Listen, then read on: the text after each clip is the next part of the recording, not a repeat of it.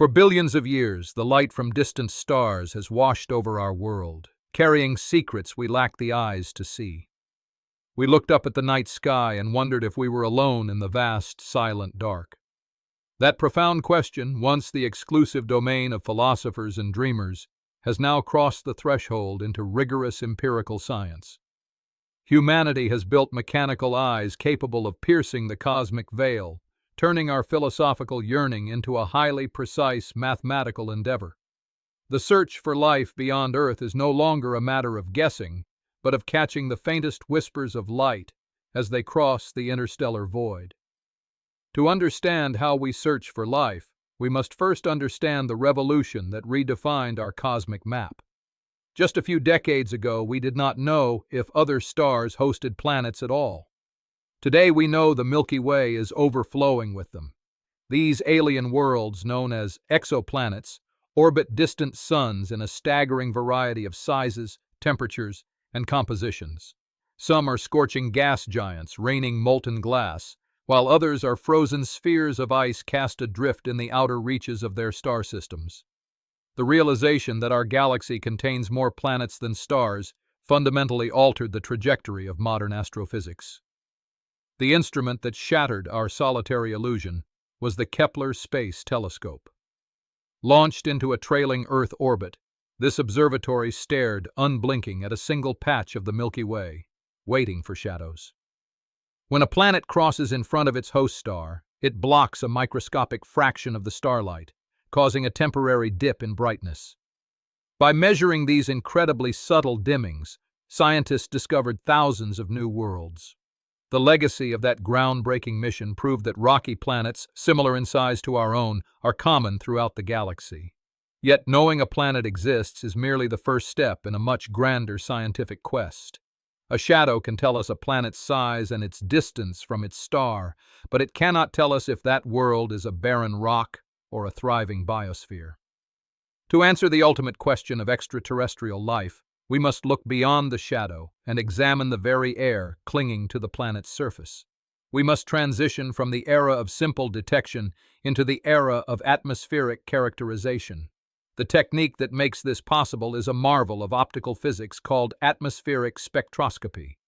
When an exoplanet transits its star, a tiny portion of the starlight does not hit the planet's solid body, but instead skims through its delicate atmospheric halo.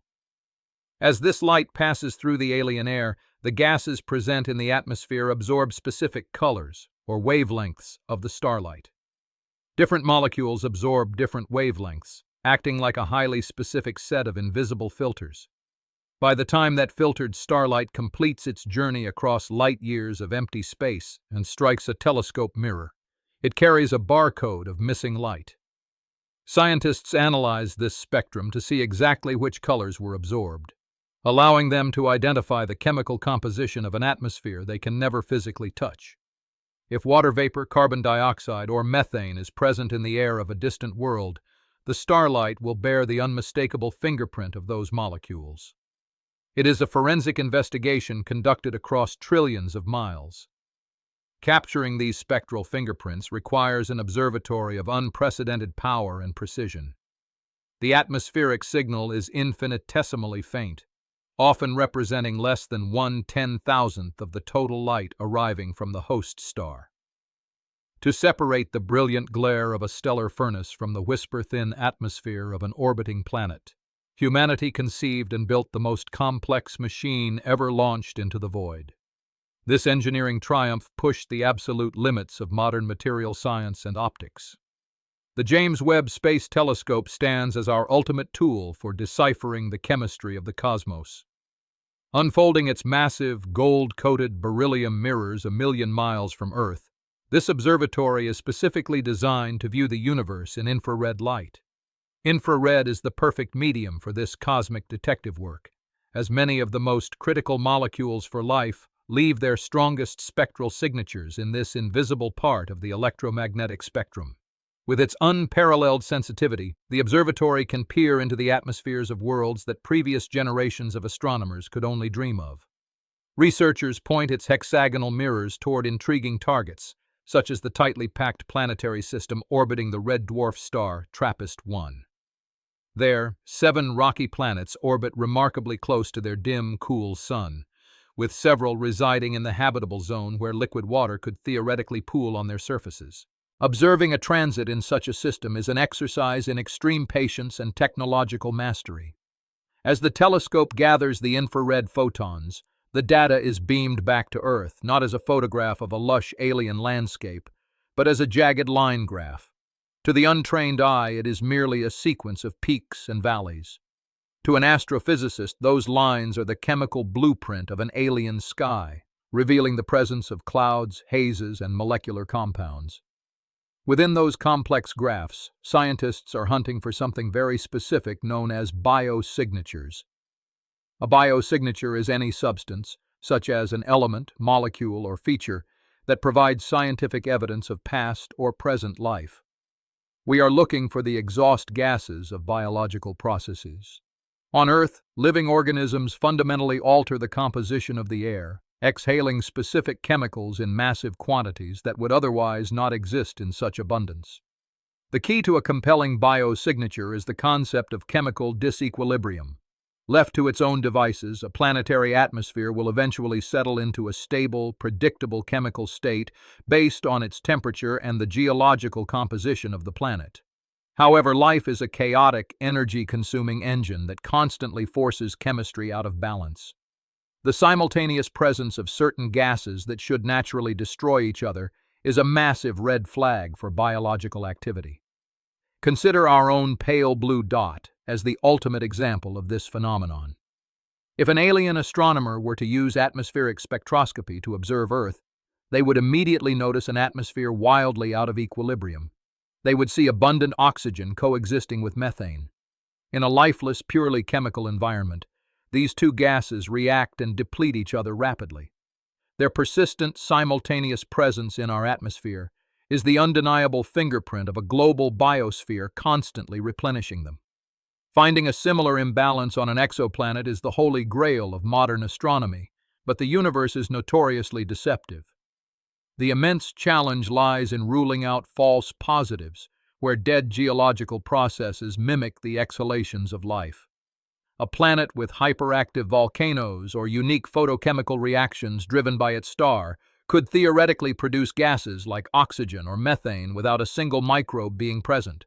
Differentiating between a biological oasis and a geological imposter requires scientists to become cosmic detectives.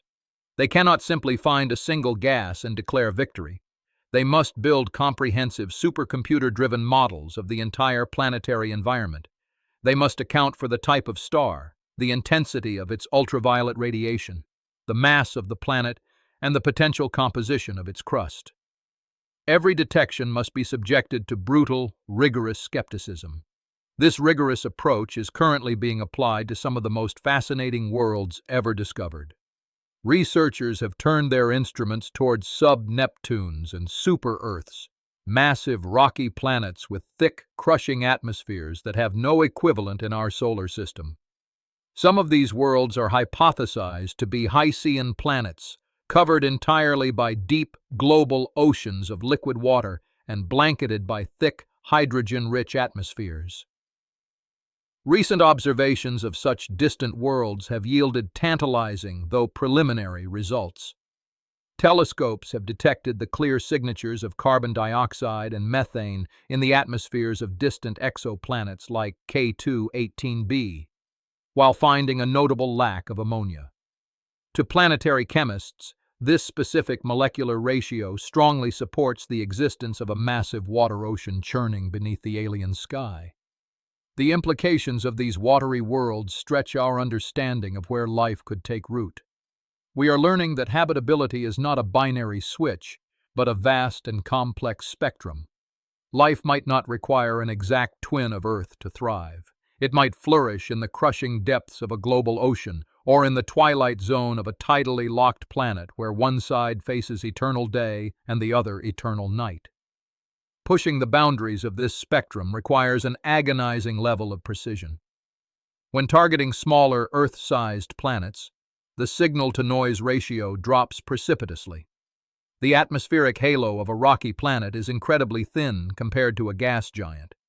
Capturing the starlight filtering through such a meager layer of air requires astronomers to stack the data from dozens, sometimes hundreds, of planetary transits, counting individual photons over the course of years. This painstaking photon counting is the absolute limit of what our current technology can achieve. Even the mighty James Webb Space Telescope, for all its revolutionary power, is primarily designed to study the dawn of the universe and the atmospheres of larger gas-rich planets. To definitively isolate the faint, complex biosignatures of a true Earth analog orbiting a sun-like star, humanity must look toward the horizon of next-generation engineering. The architectural blueprints for the future of space exploration are already being drawn. Concepts like the Habitable Worlds Observatory represent the next great leap in our cosmic capabilities. These proposed mega-telescopes will be equipped with advanced coronagraphs, instruments designed to physically block the blinding light of a host star with microscopic precision. By eclipsing the star entirely, these observatories will be able to image Earth-sized exoplanets directly, separating their faint reflected light from the stellar glare. Direct imaging combined with advanced spectroscopy will unlock a new era of planetary science. Instead of waiting for a planet to cross in front of its star, astronomers will be able to analyze the light bouncing directly off the planet's atmosphere and surface. This will allow us to search for the reflection of vast oceans, the seasonal changes of global vegetation, and the complex chemical mixtures that can only be sustained by a thriving ecosystem. The pursuit of this knowledge unites thousands of brilliant minds across the globe. Astrophysicists, planetary geologists, atmospheric chemists, and optical engineers are all collaborating to solve the most complex puzzle ever undertaken by our species. It is a testament to human curiosity that we are willing to dedicate decades of labor, billions of dollars, and the entirety of our technological prowess to answer a question that offers no immediate material reward. We undertake this monumental effort because the philosophical reward is immeasurable. The confirmation of a definitive biosignature in the atmosphere of an exoplanet would be the single greatest discovery in the history of science. It would instantly shatter our cosmic isolation, proving that the chemical spark of life is not a miraculous anomaly confined to a single rock, but a fundamental property of the universe itself. Until that day arrives, we will continue to refine our instruments and stare into the deep field of the cosmos. We will watch the shadows of distant worlds and decode the invisible light filtering through alien skies.